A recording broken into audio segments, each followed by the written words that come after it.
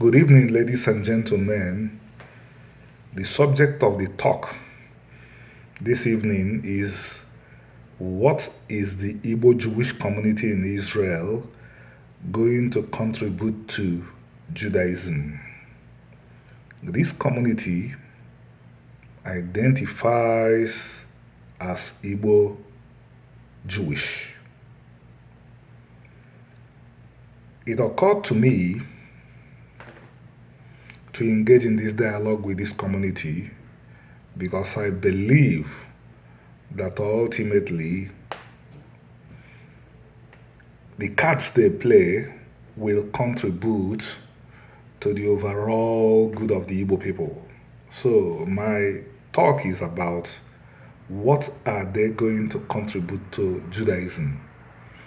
To give us a better idea of what is in my mind, I would digress a little bit into Ethiopian Jewish culture. When we say the Ethiopian Jews, we know whom we are referring to. The group that was formerly called the Falasha, the Beta Israel, and presently they are called the Ethiopian Jews. They have become a notable part of the community. One significant thing they contributed is Sigd. Sigd is a feast celebrated on the 29th of the Hebrew month of Heshvan, 50 days after Yom Kippur, similar to the holiday of Shavuot, celebrated 50 days after the Passover. On Sigd, the community marks the renewal of the covenant between the Jewish people, God, and His Torah.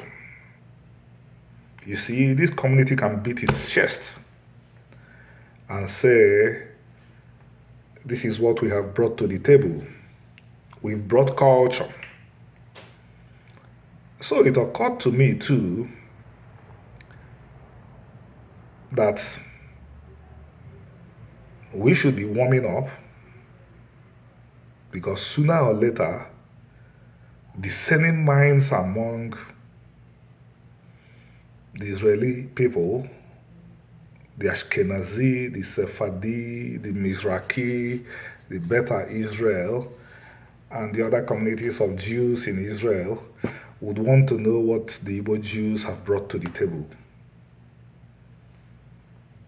My suggestion is that this community can take another look at New Yam Festival. Take a look at the purpose of this feast and how the Igbos performed and celebrated it traditionally. Who led in service, who performed this ritual, who generally attended, and that will give us a cue about what happened.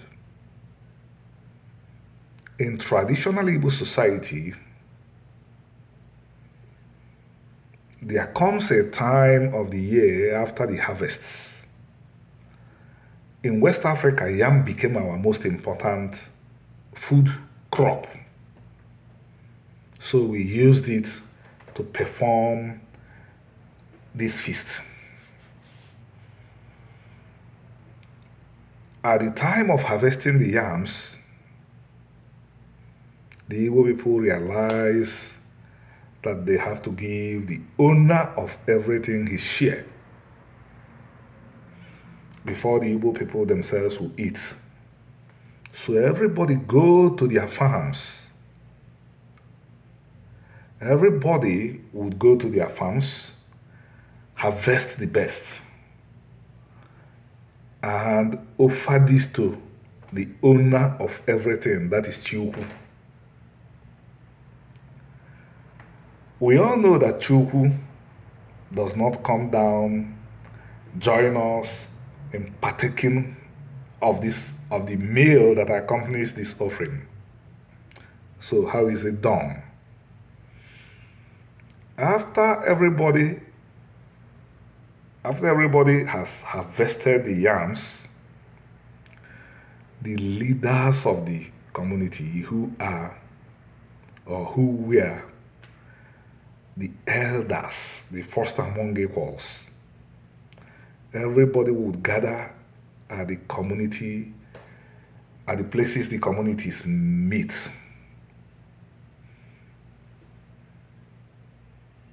The chief priest of the community will be there. He will join the elders at a particular place. These yams will be offered to God. Some will stay in the sanctuary because they're hungry. Those that will be hungry afterwards, like a passing stranger, could go to the sanctuary, that is the Okumwo, for succor, and the chief priest will be obliged to give him yams. But those portions that will not be in the sanctuary will be used to prepare a ritual meal which everybody in the community would eat together in the presence of God. We call it New Yam Festival. The Bible calls it first fruits offerings. I would recommend to the Igbo community in Israel, perform this feast the way the Igbos performed it, with the oldest Igbo man in Israel serving as your priest, serving as your leader. This will begin to send a message to Israelis that the presence of the Igbos in Israel means something positive, that the Igbos are contributing to culture, that the Igbos are bringing something any reader of the Bible will be familiar with. Thank you. Have a good evening.